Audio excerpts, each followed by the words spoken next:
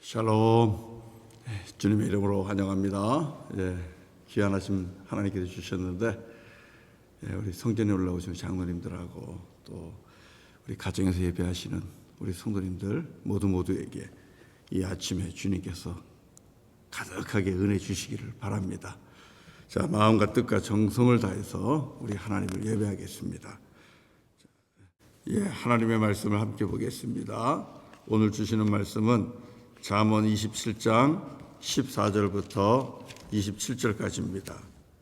잠언 27장 14절부터 27절까지 말씀을 찾아서 교독하도록 하겠습니다.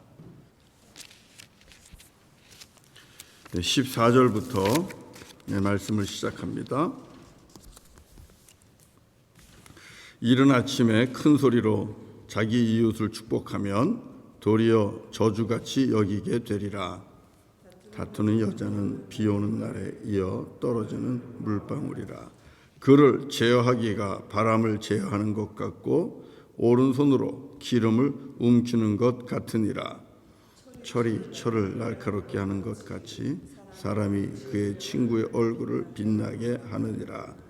무화과 나무를 지키는 자는 그 과실을 먹고 자기 주인에게 시중 두는 자는 영화를 얻느니라. 물에 비치면 얼굴이 서로 같은 것 같이 사람의 마음도 서로 비치느니라. 수월과 아바도는 만족함이 없고 사람의 눈도 만족함이 없느니라.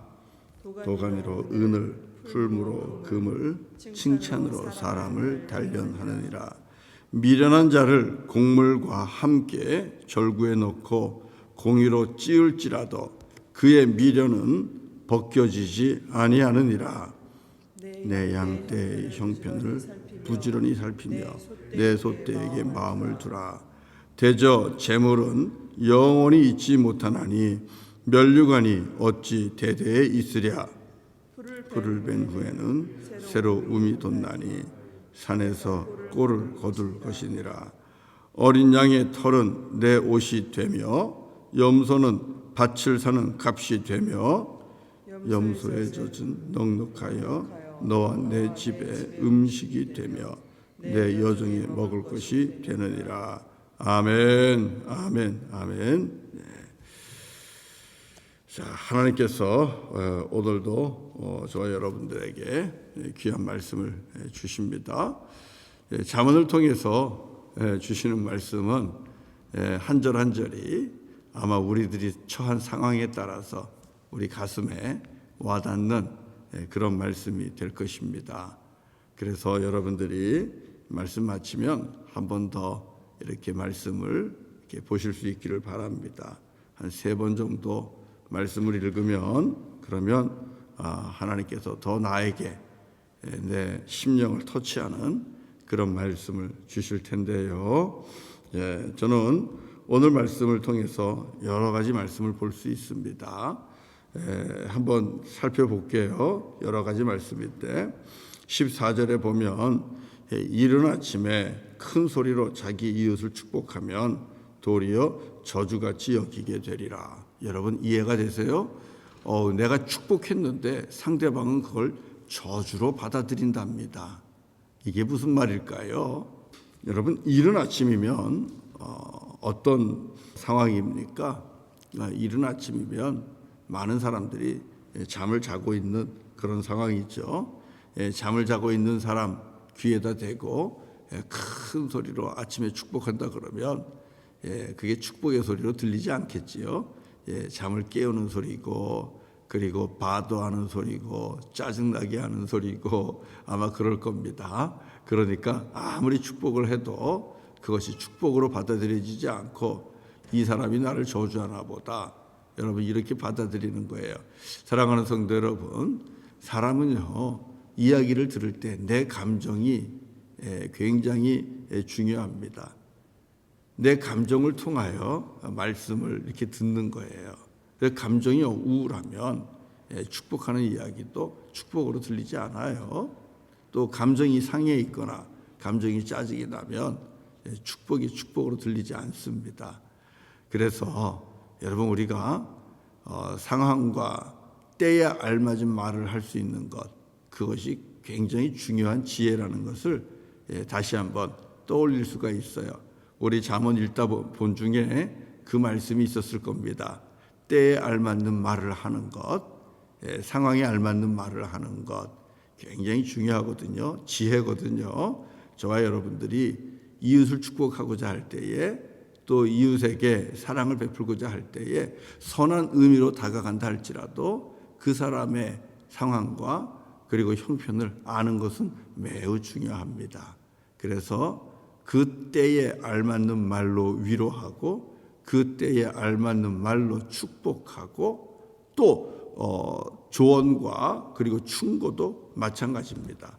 알아들을 수 있는 그런 상황 속에서 말로 충고하기도 하고 조언하기도 하고, 그래야 그 말을 듣는 이가 제대로 귀를 열고 듣게 될 것이고 또 고마워할 것이고 은혜를 알게 될 줄로 믿습니다.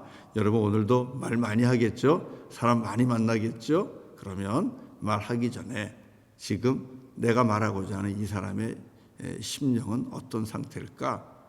기쁠까? 아니면 어려울까? 힘들까? 아니면 고단할까? 여러분 한 번쯤 생각해 보시고 그리고 입을 여는 것이 지혜입니다. 그러면 사람을 때로는 감화감동시키면서 사람의 마음을 저와 여러분들이 얻게 될 줄로 믿습니다. 여러분 오늘 말씀에 또 이런 말씀이 있어요. 17절 보면 철이 철을 날카롭게 하는 것 같이 사람이 그의 친구의 얼굴을 빛나게 하느니라. 여러분 이해되죠? 철을 날카롭게 하기 위해서 철로 또 연단을 하는 겁니다. 철로 갈기도 하고 철로 두들기기도 하고 그러는 거 아닙니까? 철로 두들겨서 우리가 또 나를 서게 합니다. 그런 것처럼 우리가요 사람이 친구의 얼굴을 빛나게 할 수 있다는 겁니다. 사람의 얼굴을 빛나게 하는 것도 사람일 수 있다는 것이죠. 저와 여러분이 함께하는 우리 가족들 아니면 형제 자매들 아니면 성도들, 그들의 얼굴을 빛나게 할 수 있는 그런 저와 여러분이 될 수 있기를 바랍니다. 여러분 우리가 어떻게 나와 함께하는 이들의 얼굴을 빛나게 할까요? 섬김입니다. 내가 섬기는 자리에 감으로써 상대방의 얼굴이 빛이 나는 거예요. 여러분 우리 옛날에는 많이 그랬잖아요. 가정 안에서도 형제 중에 형이든 누구든 한 사람 빛나게 하기 위해서 다른 형제들이 공부도 할 수 없었고 바로 어린 나이에 일터로 가야 되고 그랬잖아요. 한 사람 빛나게 하기 위해서 다른 가족이 희생을 하고 그랬습니다. 또 아내들이 얼마나 희생합니까? 남편의 얼굴을 이 세상에서 빛나게 하기 위해서 얼마나 희생을 했습니까? 여러분 내 얼굴이 빛나는 것도 사실 굉장히 중요하지요.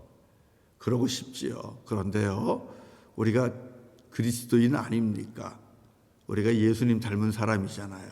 예수님 닮은 사람은 섬기러 온 사람입니까? 아니면 섬김을 받는 사람입니까? 예수님을 닮는다는 것은 섬기는 자리로 간다는 것을 의미하는 겁니다. 그러면 우리는 다른 사람들의 얼굴을 빛나게 할 수 있는 그런 역할, 섬기는 자의 역할을 해야 할 줄로 믿습니다. 특별히 교회 안에서 우리 사랑하는 성도님들의 얼굴을 빛나게 할 수 있으면 여러분 그것은 하나님 앞에서 큰 상급을 받는 자가 될 겁니다. 또 우리가 여러분 이웃의 얼굴을 빛나게 하려면 우리는 또 그 사람에게 있는 죄와 허물을 지워낼 수 있어야 합니다. 죄 가운데 있는 형제와 자매에게 하나님의 은혜의 복음을 증거함으로써 죄를 깨닫게 하고 또 예수 안에서 회개하게 하고 그리고 죄 가운데서 건져낼 때 여러분 죄 가운데서 건져낸 자가 그 얼굴이 빛나는 거예요. 죄짐에 눌려 있으면 아무리 많은 것을 가져도 아무리 힘을 가져도 그 얼굴은 빛나지 않습니다. 해와 같이 빛나는 자는 죄 가운데서 사함받은 자입니다. 그리고 영생이라는 귀한 복을 구원을 받은 자가 여러분 그 얼굴이 병 중에도 가난 중에도 그리고 어려운 중에도 해와 같이 빛날 수 있는 겁니다. 누가 할 수 있습니까? 저와 여러분이 할 수 있어요. 저와 여러분이 세상에 나아가서 사람들에게 예수 복음 전함으로써 죄 가운데서 사함받고 구원받아서 해와 같이 그 얼굴이 빛나게 할 수 있습니다. 그래서 저와 여러분들이 친구와 또 이웃들과 성도들의 얼굴을 해와 같이 빛나게 해주는 그런 역할을 했으면 정말 좋겠습니다. 복음 전하셔야만 합니다. 또 해와 같이 빛나게 하려면 여러분 그 사람에게는 염려와 근심이 떠나가야 돼요. 염려하는 얼굴치고 여러분 빛나는 얼굴 봤습니까? 근심하는 얼굴치고 빛나는 얼굴 봤습니까? 없어요. 염려와 근심이 있으면 아무리 옷을 멋지게 입었다 하더라도 화려하게 입었다 하더라도 그리고 또 귀와 손에 또 목에 아무리 빛나는 여러분 장식을 액세서리를 했다 하더라도 얼굴만큼은 어두운 거예요. 자, 그러면 우리가 어떻게 그런 이웃들을 그런 성도들을 빛나게 할 수 있겠습니까? 근심과 염려를 우리가 말씀으로 풀어줘야 되고 그리고 위로해야 되고 그리고 힘을 줘야 되고 용기를 주어야 되고 그리고 우리가 할 수 있는 대로 우리가 함께 성도들이 모여서 이 한 사람을 우리가 돕는 겁니다. 그럴 때에 주님의 은혜도 임하고 그리고 염려와 근심도 또 풀어지고 떠나가게 되고 여러분 그러면 또다시 해와 같이 빛나는 그런 얼굴이 되는 겁니다. 저와 여러분이 이런 사명 잘 감당하기를 바랍니다. 염려와 근심 가운데 있는 자에게 말씀으로 찾아가셔서 용기 주시고 격려해 주시고 죄 가운데 있는 자들에게 예수 복음으로 증거해서 죄 가운데서 건짐받게 하시고 그리고 우리가 열심히 섬김으로써 나보다 이 사람이 더 빛나게 하는 그런 귀한 섬김과 또 사랑의 삶을 그렇게 살아가는 저와 여러분 되실 수 있기를 간절히 바랍니다. 여러분 이 일을 하기 위해서는요 저와 여러분들이 세상 속으로 들어가야 돼요. 세상 속으로 들어간다는 것은 무엇을 의미합니까? 세상 속으로 들어간다는 것은요 하나님께서 여러분에게 주신 기업을 여러분들이 성심성의껏 섬기는 것을 의미합니다. 사랑하는 성도 여러분, 하나님이 여러분에게 주신 기업이 있어요. 땅에서 받은 기업들이 있습니다. 그 땅에서 받은 기업을 하나님이 나에게 맡겨주신 귀한 직분이고 이게 나를 부르신 소명의 자리라는 것을 여러분들이 인식하고 그렇게 믿고 그곳에서 열심히 일하는 겁니다. 여러분 복음은 거기에서 전하는 거예요. 세상에서 하나님이 주신 그 땅의 기업 거기가 바로 어쩌면 땅끝일 수 있어요. 그 여러분이 일하는 그 일터에 누가 옵니까? 하나님을 알지 못하는 자들이 오는 거예요. 예수 그리스도를 알지 못하는 자들이 오는 거예요. 세상에서 수고하고 무거운 짐진 자들은 다 거기 있는 거예요. 그렇기 때문에 땅의 기업을 가지고 열심을 다하여 수고하는 우리 성도님들은 복음을 전하는 최전선에 주께로부터 보냄받은 자들입니다. 그렇기 때문에 그 자리가 우리 성도님들의 소명받은 자리예요.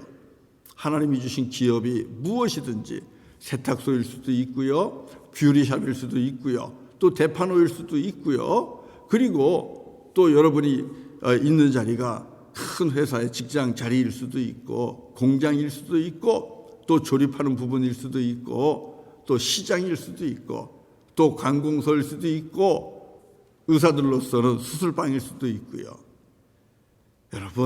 여러분이 지금 하나님께로부터 받은 그 땅의 기업이 하나님께로부터 보냄받은 복음을 전하는 최전선입니다. 그리고 많은 영혼을 죄 가운데서 건져내고 그리고 많은 사람들의 얼굴을 해와 같이 빛나게 할 수 있는 최전선의 자리예요. 무슨 일을 하시든 여러분 그곳에서 하나님께로부터 부름받은 소명의 자리라는 것을 깨닫고 열심을 다하여 하시기 바랍니다. 하나님의 영광을 위하여 하나님의 기쁨을 위하여 여러분 그렇게 일하실 수 있기를 바랍니다. 오늘 본문 여러분 23절을 보세요. 23절에 있는 말씀을 여러분 마음에 담으면 좋겠어요. 23절 같이 읽겠습니다. 시작. 내 양떼의 형편을 부지런히 살피며 내 소떼에게 마음을 두라. 아멘, 아멘. 자, 이 말씀 속에 보면 하나님께서 마음을 어디다 두라 그래요. 여러분, 이 마음을 둔다는 것은 내 온 신경이 거기에 쏘이는 거 아니에요. 그런데 마음을 성경 같으면 마음을 여호와 하나님께 두라 그렇게 가르쳐야 될 텐데 마음을 양떼의 형편을 부지런히 살피는 데 두고 내 소떼에게 마음을 두라 그랬습니다. 양떼와 소떼는 무엇입니까? 재산 아닙니까? 재산, 재물 아닙니까? 여러분 이것은 일입니다. 하나님이 땅에 사람에게 주신 땅의 기업입니다. 양떼와 소떼는 기업입니다. 이것을 통하여 주님께서는 우리에게 먹을 것을 허락하시고 입을 것을 허락하시고 그리고 섬기는 것들을 허락하는 겁니다. 그렇지 않습니까? 그래서 26절을 보면 어린 양의 털은 내 옷이 될 것이고 염소는 밭을 사는 값이 될 것이고 또 염소의 젖은 넉넉하여 너와 내 집의 음식이 될 것이고 내 여종의 먹을 것도 될 것이다. 하나님께서는 우리에게 먹고 마시는 것을 땅의 기업을 통해서 주시는 겁니다. 입을 것도 땅의 기업을 통해서 주시는 겁니다. 나누고 섬기고 베푸는 것도 땅의 기업을 통해서 주시는 겁니다. 그렇기 때문에 양떼의 마음을 두고 소떼의 마음을 두고 부지런히 열심히 살피라고 말하고 있어요. 여러분, 우리는 누구나가 다 목사가 되는 것도 아니고 또 되어서도 사실은 안 되는 거죠. 그리고 또 선교사가 되는 것도 아닙니다. 하나님의 부르심의 자리는 각자에게 따로 있습니다. 그렇기 때문에 여러분, 하나님께서 여러분에게 우리 성도님들에게 땅의 기업을 주셨으면 그 땅의 기업 또한 하나님께서 나를 부르신 소명의 자리라는 것을 아시고 부지런히 살피십시오. 어떤 일을 하시든지 그 일 속에서 부지런하십시오. 그리고 열심히 하십시오. 최선을 다하십시오. 어떻게 하듯 죽게 하듯 주님을 섬기듯 그렇게 하십시오. 그리고 목적은 하나님의 영광을 위하여 그리고 하나님의 기쁨을 위하여 그렇게 하실 수 있기를 바랍니다. 여러분 한 가지만 이야기하고 마칠게요. 한 청년이 25세가 돼서 예수님과 인격적인 만남을 가졌어요. 그래가지고 자기가 하던 일을 그만두고 이제 나는 예수님을 따르는 그 길을 가야 되겠다 이런 마음이 쓴 거예요. 이 사람은 그 당시에도 젊은 나이지만 정치인으로서 활약을 하고 있었어요. 그래서 이 25살 된 젊은이가 우리가 알고 있는 유명한 목사님 존 뉴턴 목사님을 찾아갑니다. Amazing Grace 그 찬양을 그 가사를 만든 존 뉴턴 목사님을 찾아갑니다. 그래가지고 그렇게 얘기하는 거예요. 목사님 내가 예수님을 이렇게 인격적으로 만나고 또 주님께로부터 이제 주님을 섬기는 목사로서 살아가야 되는 그런 감동을 받고 있는데 목사님 어떻게 할까요? 네, 이제 이 정치하는 거 그만둬야 되겠습니다. 이렇게 조언을 구하러 또 기도를 부탁하러 이렇게 왔어요. 여러분, 이 존 뉴턴 목사님이 뭐라고 얘기했겠습니까? 잘했다. 하나님의 일꾼이 필요하니까 당신 같은 사람이 빨리 이제 일 그만두고 신학 공부하고 목사가 되면 좋겠다. 여러분 이렇게 얘기했을 것 같죠? 그런데 존 뉴턴 목사님이 그렇게 얘기하지 않았답니다.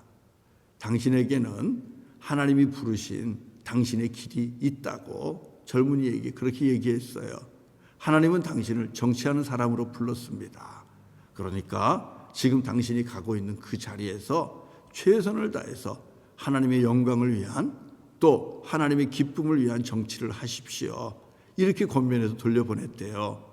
그래서 이 청년이 그 말을 듣고 다시 자기가 하던 이 정치하는 일로 돌아왔다고 얘기하고요. 그리고 이 청년이 열심히 정말 하나님의 영광을 위해서 일을 했습니다.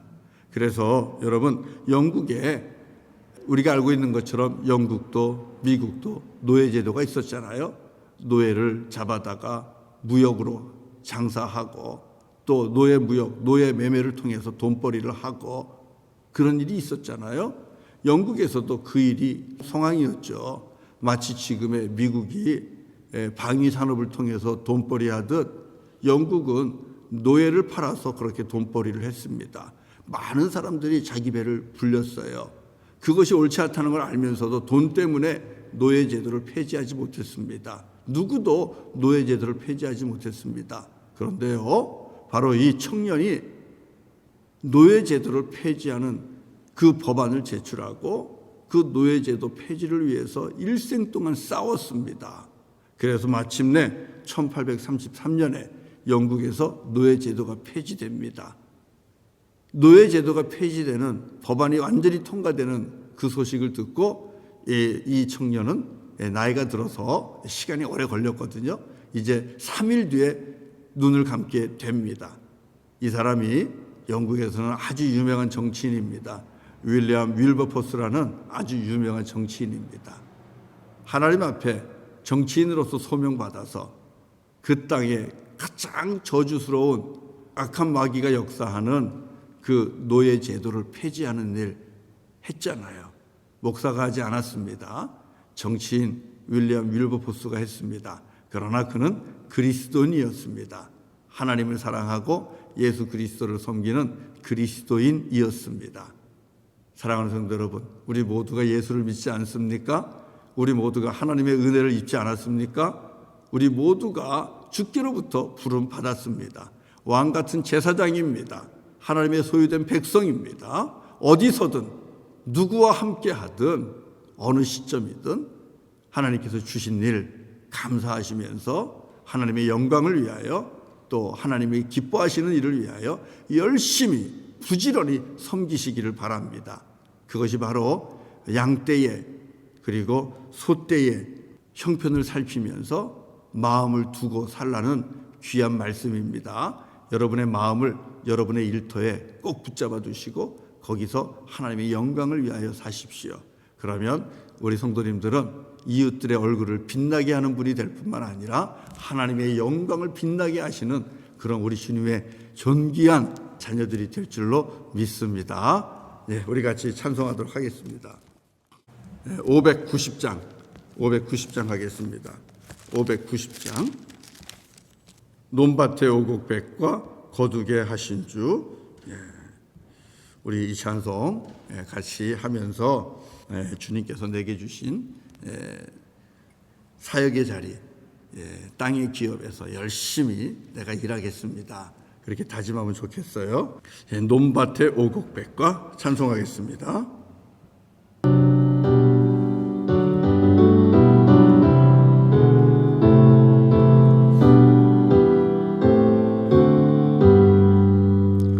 논밭의 오곡백과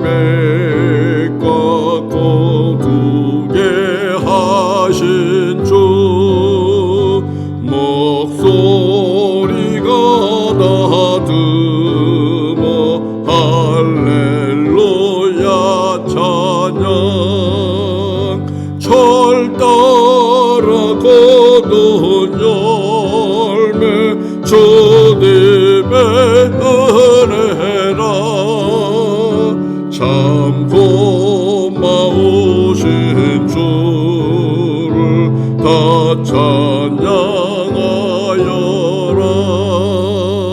사막의 샘이 솟아 꽃피게 하시니 시냇물 노래하고 산들은 춤추네 메마른 모든 땅에 담비를 주시고 고기 풍성하게 축복을 주셨네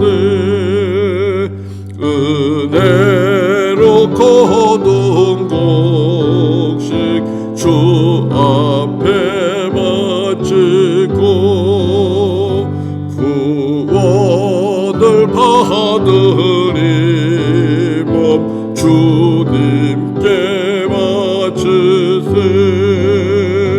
겸손의 무릎 꿇어 마음을 드리고 생명을 주신 주께 다 경배 드리세.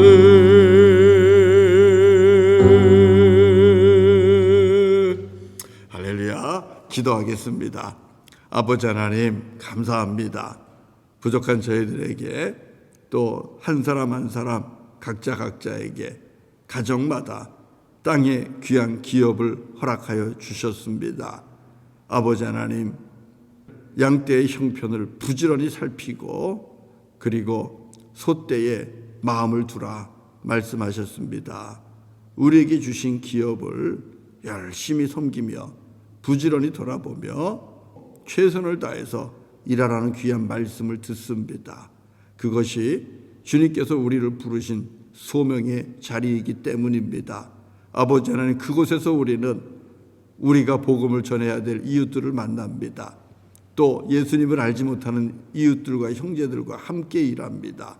아버지 하나님, 그곳에서 저들의 마음을 살피게 하시고 저들의 형편을 또 돌아보게 하시고 때에 맞는 말로 때에 맞는 언어로 그들에게 복음을 증거하고 위로하고 또 힘을 주는 자가 되게 하시고 또 아버지 하나님, 그곳에서 우리 형제들, 이웃들, 직장 동료들 그들의 얼굴을 빛나게 하는 그런 섬김의 사역과 복음을 전하는 사역, 또 힘이 되는 사역을 잘 감당하기를 원합니다. 아버지 하나님, 그래서 그것이 주님의 은혜의 복음을 증거하는 최전선이 되게 하여 주시고 악한 영들과 싸우는 최전방이 되게 하시고 그곳에서 주께서 우리에게 주신 사명을 넉넉히 감당하는 우리 하나님의 거룩한 자녀들, 왕같은 제사장들이 다 되게 하여 주시옵소서. 무슨 일을 하든 어디에 있든지 그곳에서 하나님 기뻐하는 일을 하게 하시고 하나님의 영광을 위하여 일할 수 있는 하나님의 거룩한 자녀들, 주님 닮은 예수 그리스도의 작은 제자들이 될 수 있도록 주여 인도하여 주옵소서. 그렇게 사역에 하나님 매진할 때에 일 속에서 주님 주시는 기쁨을 누리게 하시고 만족감을 누리게 하시고 의미를 알게 하시고 아버지 하나님이여 일이 즐거운 사역지가 될 수 있도록 오늘도 복의 복을 내리어 주시옵소서. 아버지 하나님, 우리 병중에 있는 성도님들 주님께 의탁합니다. 주님께서 어루만져 주시고 말씀하심으로 모든 고통과 아픔은 떠나가게 하시고 막힌 것은 열리게 하시고 답답한 것은 시원케 하여 주시고 우리 하나님의 은혜 가운데 치유되는 역사를 오늘도 맛보게 하여 주시옵소서. 일어나 뛰며 간증하는 믿음의 역사를 맛보게 하여 주시옵소서. 차주연 선교사님도 일으켜 세워 주시옵소서. 또 아버지 하나님이여, 코로나 바이러스에 감염되어서 또 묶여있는 고통 중에 있는 선교사님들 아버지 하나님께서 치유하시고 온전케 하여 주시옵소서. 선교지마다 주님의 은혜로 아버지 하나님 복음의 부흥이 왕성하게 일어날 수 있도록 주님 역사하여 주시옵소서. 예수님의 이름으로 간절히 기도드리옵나이다. 아멘. 오늘 예배 마칩니다. 우리 성도님들 또 오늘도 힘있게 또 즐겁게 기쁘게 그렇게 하루 보내시기를 바랍니다. 하나님의 영광을 나타내십시오. 자, 그러면 우리 같이 또 기도하도록 하겠습니다. 축복합니다. 사랑합니다.